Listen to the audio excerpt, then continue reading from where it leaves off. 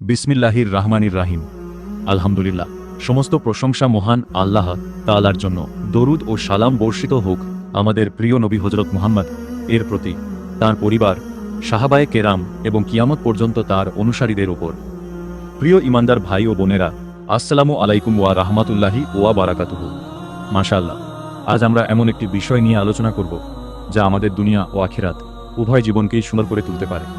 রাসূলুল্লাহ বলেছেন, তোমাদের মধ্যে সেই ব্যক্তি সর্বোত্তম যে কুরআন শিক্ষা করে এবং অন্যকে শিক্ষা দেয়। এই হাদিস আমাদের শেখায় যে কুরআনের সঙ্গে সম্পর্ক গড়ে তোলা একজন মুসলিমের জীবনের সবচেয়ে বড় সৌভাগ্য। সুবহানাল্লাহ, একটু চিন্তা করুন, আমরা প্রতিদিন কত সময় দুনিয়ার কাজে ব্যয় করি, কিন্তু আল্লাহর কালামের জন্য কি প্রতিদিন সামান্য কিছু সময় রাখি? প্রিয় দর্শক, নামাজ হলো ইমানের অন্যতম বড় নিদর্শন। রাসূলুল্লাহ নামাজকে অত্যন্ত গুরুত্ব দিয়েছেন, তাই আমরা যেন 5 ওয়াক্ত নামাজ সময় মতো আদায় করি। মাশাআল্লাহ, একজন মুসলিমের মুখ থেকে সর্বদা সুন্দর কথা বের হওয়া উচিত। কাউকে কষ্ট দেওয়া, গীবত করা, মিথ্যা বলা কিংবা প্রতারণা করা একজন মুমিনের চরিত্র হতে পারে না। রাসূলুল্লাহ আমাদের শিখিয়েছেন, হাসি মুখে মানুষের সঙ্গে কথা বলাও একটি সদকা। তাই চলুন আমরা আমাদের পরিবার, প্রতিবেশী এবং সমাজের মানুষের সঙ্গে উত্তম আচরণ করি। আলহামদুলিল্লাহ, আল্লাহ তাআলা দয়ালু। বান্দা যদি আন্তরিকভাবে তওবা করে, আল্লাহ তার গুনাহ ক্ষমা করে দেন। তাই কোনো পাপকে ছোট মনে না করে আজ থেকেই আল্লাহর কাছে ক্ষমা চাই। প্রিয় ভাই ও বোনেরা, মা বাবার সেবা ইসলামের অন্যতম গুরুত্বপূর্ণ শিক্ষা।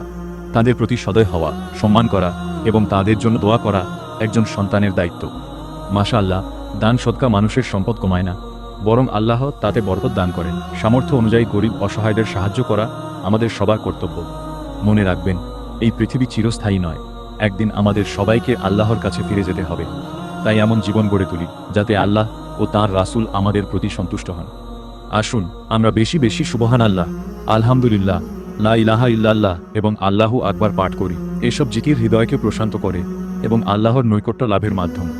শেষে মহান আল্লাহর কাছে দোয়া করি, হে আল্লাহ, আমাদের সবাইকে সঠিক পথে চলার তৌফিক দান করুন। আমাদের নামাজ, রোজা, কুরআন তিলাওয়াত এবং সব নেক আমল কবুল করুন। আমাদের মা বাবাকে ক্ষমা করুন, আমাদের গুনাহসমূহ মাফ করে দিন। আমাদের ঈমানের ওপর অটল রাখুন এবং জান্নাতুল ফিরদাউস নসিব করুন। আমিন।